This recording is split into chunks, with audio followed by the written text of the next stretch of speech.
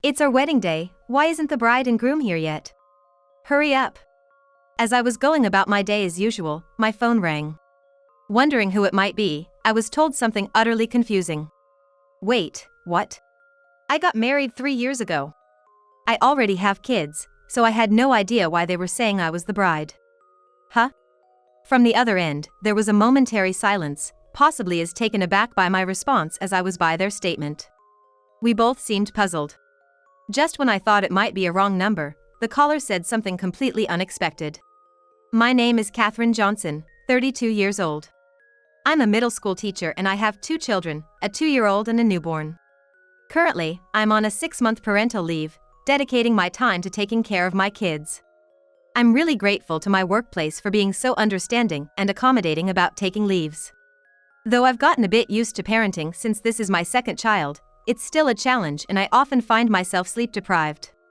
It's wonderful that my children are lively and energetic, but they can be quite noisy and tend to cry a lot, which means I don't get deep sleep. Trying to ensure that my working husband doesn't get sleep deprived always ends up wearing me out. My husband works as a doctor, and the last thing I want is for him to make decisions with a foggy mind due to lack of sleep. So, whenever our child cries at night, I comfort them in a separate room from where my husband sleeps. My husband might be often busy and not at home, but whenever he's around, he's very involved in childcare. This makes everything feel less overwhelming. On his days off, my husband watches the kids, allowing me to get some much-needed rest. I often find myself thinking how lucky I am to have married such a wonderful person. Our days are hectic, but together, we've managed to build a happy life, supporting and helping each other. Then one day, after I'd managed to get my energetic kids to take a nap and was enjoying a brief moment of relaxation, the phone rang again. Checking the caller ID, I saw the name of a college classmate, which made me feel a bit weary. This classmate's name is Bob Miller. For some reasons, I've always been somewhat uncomfortable around him. Back then, we were both in the same department, aiming to become middle school teachers. We had interacted a few times, and he seemed spirited and motivated at that time. He came across as the life of the party. Since our conversations were mostly about class assignments, I didn't know him that well, and I had no reservations about him. My perception of him changed during our shared internship. During this time, Bob acted self-centered, often disregarding my opinions and even blaming me for his mistakes. No matter how many times I pointed out his errors, he never accepted his faults. It felt like talking to a brick wall, he never listened. He believed he was acting with good intentions, never realizing the inconvenience he caused to others around him. So, even when I corrected him, he remained stubborn, forcing me to clean up after his messes. Thankfully, both our internship supervisor and university professors were understanding and stood by me, allowing me to complete the internship successfully. I grew to strongly dislike Bob after this experience and sighed with relief when our internship ended, thinking I wouldn't have to interact with him anymore. But that relief was short-lived. Because we were at the same internship site, I often found myself dealing with Bob's issues. This, unfortunately, gave him the impression that I was interested in him. He became overly familiar and clingy, acting as though we were in a romantic relationship. I tried clarifying the misunderstanding, but he brushed it off, suggesting that I was just shy. "You're always so kind to me. You like me, don't you?" The only reason I communicated with him was due to our shared internship. Despite my clarifications, his puzzling confidence made him persistently clingy, which really wore me down. No matter how often I told him, his overfamiliarity and closeness always made me uncomfortable. Luckily, graduation was on the horizon, and with the support of my friends, my time dealing with him was relatively brief. My friends played a crucial role in creating distance between Bob and me. After that, due to working at different places, our interactions were limited to distant glimpses during extracurricular activities and school events. Though we hadn't spoken in a decade, I hoped Bob might have matured and reflected on his past actions. However, even the mere thought of interacting with him, especially when tired, was draining. Remembering Bob only brings back negative memories, often filled with miscommunications and having to explain the same thing multiple times. So, I had been avoiding him. But the persistent ringing of the phone disrupted my peace. Thinking it might wake up the kids, I reluctantly answered. Pondering what he could want, Bob's initial words rendered me speechless. "Hello?" After complaining about my delayed response, he said. It's your wedding day. Why aren't you here? Get here quickly. Wait, what? I got married 3 years ago. His words filled my mind with confusion. I hadn't communicated with him in 10 years, so such a message was utterly unexpected.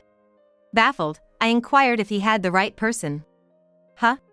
When I informed Bob that I was already married, he seemed confused for some reason. I assumed he would soon realize his mistake and hang up, but instead, he made another bizarre statement. We're in trouble. Everything for the wedding is set. Just come over quickly. For some odd reason, he seemed desperate to have me at the wedding venue, which left me increasingly puzzled. You should be talking to your fiance, not me. I thought I was pointing out the obvious, yet Bob kept urging me to come, saying the venue was nearby. I could faintly hear voices in the background, suggesting that the bride and her side of the guest list were absent. Still, I could hear voices from the groom's side showing their confusion. It appeared Bob was genuinely conducting a wedding. Given I had no connection to this and was clearly an outsider, combined with my fatigue from childcare, my patience with Bob's inexplicable behavior was wearing thin. Listen, I've been married for 3 years and have kids. What are you talking about? I struggled to comprehend Bob's ramblings, but tried to stay as calm as possible while questioning him. But Bob didn't give a clear answer and just kept insisting I come to the venue. You have to come. Everything's ready. If you don't, we'll have to pay cancellation fees. Just wear the wedding dress. He persisted. Despite my repeated refusals, citing my existing marriage and current childcare duties, Bob was unyielding. The back and forth continued to the point where I lost my temper and shouted, "Stop calling me with this nonsense." Ultimately, I hung up, frustrated. My rare moment of relaxation was ruined, leaving me in a terrible mood. But why on earth was he so insistent on having me at the wedding? The unknown reason left me feeling uneasy. That night, I discussed the matter with my husband upon his return from work. That's pretty creepy. Given how he doesn't seem to understand things, we should be cautious. He advised, even suggesting we consult the police. The situation reminded him of stalking cases, and he seemed genuinely concerned. I don't think we need to go that far. I reassured him. After hanging up the call from Bob, I began to calm down, thinking that it was just a one-time thing. However, with my husband expressing his concerns, I started to wonder if Bob had any sense of common decency. But considering he was a working adult, I felt that perhaps I was worrying too much. Yet, in the following days, persistent calls from Bob confirmed my anxieties, and I realized that my husband's words were not exaggerated. As a result, I decided to be cautious, not venturing out alone, and resolved to contact the police if needed. Ignoring his persistent calls, a few days later, my home intercom buzzed. Curiously, I grabbed my phone to be ready to call for help if needed, and to my shock, there stood Bob. He shouldn't have known my new address since our student days, so seeing him in front of my home sent chills down my spine. Relieved I hadn't opened the door, I inquired about his visit via the intercom. While I'd rather not have responded, he kept ringing the bell, causing my kids to become concerned. Hey! Since you wouldn't answer my calls, I thought I'd come over and talk directly. Bob said cheerfully, his smile unnerving me. I asked how he knew my address. And he mentioned having asked around our college acquaintances. It wasn't easy, you know. No one wanted to tell me. He admitted. While feeling angry at whoever revealed my address, I continued to deal with him through the intercom. It's inconvenient talking like this, let me in. He insisted. Despite his nagging, I refused entry and urged him to get to the point. When he finally started explaining, it was headache-inducing. He had called me to the wedding venue the day before the ceremony because his fiancée had vanished, and he wanted me to fill in for her to avoid cancellation fees. I met my fiancée on a free dating app. Maybe that's why she lacked common sense since it was free. Bob complained. While he ranted about his fiancée, I thought they seemed a perfect match, given his unreasonable actions. And sure enough, without a bride, the wedding was a disaster. Bob was apparently scolded by his family and relatives. And had to pay the cancellation fees. Now, since you didn't come, you should cover half of the costs. He claimed. What are you talking about? I exclaimed, my jaw dropping. Unbelievably, Bob wanted me to pay, saying that he was being generous in only asking for half. I had nothing to do with your wedding. I firmly refused, but he kept blaming me. Feeling overwhelmed and unable to handle the situation, I threatened to call the police. That seemed to deter him, and he finally seemed ready to leave, but not before saying, "You didn't show up when I asked, so I'm gonna send you the bill. Make sure you pay." However, Bob insisted that I pay him before finally leaving. The audacity of his demands, coupled with the fact that he'd come to my house uninvited, left me mentally exhausted. Once I confirmed he was gone, I felt drained and slumped down in relief. Later, a detailed invoice and a letter insisting on how much I should pay were sent to me. Feeling overwhelmed, I consulted my husband. He too was taken aback, not expecting anyone to act in such a manner. Together, we brainstormed how to handle the situation. A few days later, after leaving our kids at their grandparents', we headed to the address mentioned in the letter. Upon seeing the address, my husband felt a sense of recognition. When we rang the bell, a couple answered the door and were surprised to see my husband. "Why is the doctor here?" It turned out, my husband was their family physician. Never had I imagined that Bob's parents would know my husband, reminding me of how small the world can be sometimes. "We apologize for the sudden visit. But it seems your son has been pressuring my wife to pay for his wedding expenses," my husband explained succinctly. The couple, clearly shocked, hurriedly called Bob. While waiting for him, we provided a more in-depth explanation, showing them the invoice and letter. Seeing the documents, they sighed heavily and looked troubled. "We're so sorry about our foolish son's behavior. We had no idea he was doing something like this," they apologized. Soon, Bob arrived, nonchalantly asking, "Why did you call me back suddenly? Oh, did you come to pay?" Thinking we'd come to settle the bill, Bob looked pleased until his father reprimanded him. "What do you think you're doing, demanding money from someone who had nothing to do with your wedding?" Yet, Bob remained unfazed by his parents' scolding. At that point, my husband sternly said, "You've been harassing my wife to pay for your unrelated wedding expenses. We can report this to the police, you know." "Who the hell are you?" Bob responded initially dismissively. But when he learned that the stranger was my husband and also a doctor, his attitude shifted. When my husband revealed the reason for our visit, Bob instantly started to act flustered, trying to dodge the situation. "I wasn't harassing her. She just owes me that money," he declared. Despite our confrontation, he persisted with his demand, coming up with various justifications. It seemed like he genuinely believed what he was saying, making me think this was going to be a long conversation. I was feeling really frustrated. Just listening to Bob's side wouldn't resolve anything. He seemed unaffected even by his parents' scolding. So, I decided to start asking him methodically to understand why this was happening. Although he was a teacher and supposed to be mature, I felt drained having to handle him as if he were a child. "Why didn't you first reach out to your fiance before contacting me?" "Why?" I asked, believing he would have had numerous ways to contact his intended. I had been too eager to end the call when he'd phoned and hadn't inquired about this. "I tried many times but couldn't reach her. That's why I asked you to stand in," Bob replied nonchalantly. However, when both his parents and my husband gave him stern looks, he finally seemed to feel a bit uncomfortable. Towards me, he had a big attitude and was rather self-centered in his narrative. Yet, when cautioned by my husband, a doctor, he became more subdued. It appeared he respected titles more than people.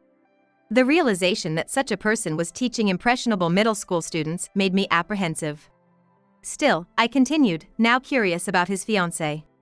Turned out, he had started dating her about 6 months ago after meeting on a dating app. After introducing her to his family, marriage was expected, and they decided to go with the flow. She apparently didn't have any immediate family, so the wedding talks progressed rapidly. They both had been on board at that time. But then she suddenly said she can't get married and became unreachable. Bob added, "We had everything ready for the wedding, and all the guests were invited.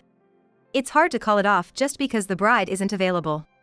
He recalled that I worked at a nearby middle school and assumed I'd still be single, hence his call. "You had a crush on me, right? So, I thought this would be perfect. Plus, you get to wear a free dress and enjoy a feast. It's all good, right?" Hearing Bob's absurd reasoning, I was taken aback. Firstly, I'd never been interested in him, and being assumed as perpetually single was irksome. His parents were clearly shocked by his audacious claims as well. Despite my growing mental distress, I continued to ask questions and eventually found out that his fiance's name was Lily Young and she worked as a nurse at the same hospital where my husband practiced. I probably know her. I'll let her know. My husband said, a puzzled expression crossing his face after hearing the name of the fiancé. From Bob's explanation, we couldn't grasp the full picture. Thus, we decided to reach out to the fiancé through my husband to discuss the matter. I believed that if the involved parties talked it out, the issue would be resolved. But just when I thought the matter was settled, I received a call from the fiancé a few days later. I heard from the doctor. I sincerely apologize for dragging you into this. Lily, who was Bob's fiancée, apologized in a calm and respectful manner for the chaos caused. Given the impression I had of Bob, I was secretly taken aback by Lily's courteous demeanor. I felt that perhaps my husband's odd reaction when mentioning he knew Lily was because he was aware that she wouldn't behave so irrationally. Lily expressed her wish to discuss the matter in person. I've heard his side, but it's still confusing. I'm sorry, but can we meet to clear things up? Feeling curious about how things escalated to this point, I agreed. We met at Bob's family home, where his parents, Lily, and I gathered to hear the whole story. We were informed that the wedding had actually been called off 2 months prior. Contrary to Bob's claim that it was only the day before, which shocked us. Moreover, after canceling the wedding, they had already paid the necessary fees. After wrapping up these matters, Lily had parted ways with Bob. However, out of the blue, he called her, insisting she attend the wedding ceremony the next day. Having received a sudden call from Bob asking me to stand in as the bride, I could relate to Lily's confusion. We had already canceled the wedding and were no longer seeing each other. When I asked why he was still going through with the ceremony, he just said something like, because it's all set up, which sounded like he was just joking around. I immediately hung up and blocked his number. It became evident that Bob's version of events was far from the truth, leaving everyone dumbfounded. We always thought you two were getting along just fine. Why didn't you tell us when you decided to call off the wedding? His father, still in disbelief, questioned the lack of communication and courtesy. Under normal circumstances, an apology or explanation would be expected. I was planning to come over and explain, but Bob insisted he would handle it. Lily responded. She was aware of how thrilled Bob's relatives had been about the wedding. However, after the breakup, she intended to formally address the matter, but Bob stopped her. You don't need to come over. It'll just upset my parents more. I'll handle it, Bob had told her. That's really lacking in manners, don't you think? She always believed that a final greeting was just common courtesy, but Bob strongly objected to it. Knowing how happy Bob's parents were when the engagement was announced, she just let it be. I should have at least secretly informed you. I'm so sorry. And she apologized for the whole mess. From all this, it became clear that Lily wasn't at fault. But everyone was puzzled why Bob was still preparing for a wedding even after canceling and paying the fees. Having canceled the wedding and breaking off the engagement, there seemed to be no clear reason why Bob still wanted to hold the ceremony. Then, with a straight face, Bob said, I already told people I was going to get married. Backing out now would be so embarrassing. That's why I reversed the cancellation. Bob's reasoning was that it was too embarrassing to call off a wedding after announcing it, and he didn't want to pay the cancellation fees, hence, he continued with the wedding preparations. I thought asking someone to step in as a bride on your wedding day would be more embarrassing. I seriously began to wonder how Bob's mind works. The planner was happy when I said I wasn't going to cancel the wedding, so I figured it's best to go on with it. He thought he could just have a regular wedding ceremony without actually getting legally married and, despite being separated, he contacted Lily to attend the ceremony. We have a fancy dress and a feast prepared. Why wouldn't you come? Everyone was taken aback by Bob's nonchalance. Holding what's supposed to be the most important ceremony of one's life just for show, and not telling even your close family and friends about it? Everyone was furious and demanded Bob to bear all the costs. After all the chaos caused by Bob's recklessness, this seemed only fair. But Bob started whining, claiming he didn't have that kind of money. Yet, where did the money Tom had paid for the wedding cancellation go? If the cancellation was reversed, that money should have been returned, so he should be able to pay for it. While I was pondering this, Lily suddenly grabbed Bob's wrist. You bought another one, didn't you? On Bob's wrist was an expensive-looking watch. The reason I called off our wedding is because of your outrageous spending, Bob. Spending $5,000 on a coat or $4,000 on shoes. I can't be with someone who doesn't listen and spends money recklessly. But it was the last piece and on sale. I had to buy it. I don't have any debts, so what's the big deal? Turns out, Bob used the cancellation money to splurge on luxury brands.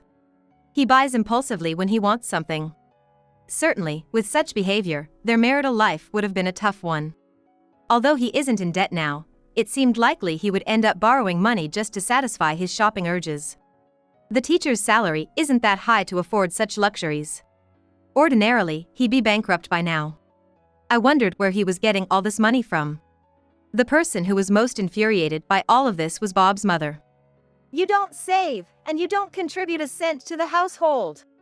Is this where your money has been going?